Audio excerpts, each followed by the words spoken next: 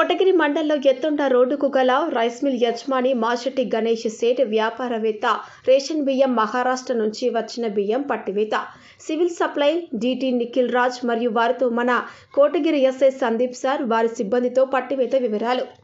కోటగిరి మండల కేంద్రంలోని Balaji traders rice మిల్లులో శనివారం ఉదయం ఎన్ఫోర్స్మెంట్ అధికారులు ఆకస్మిక దాడులు నిర్వహించారు.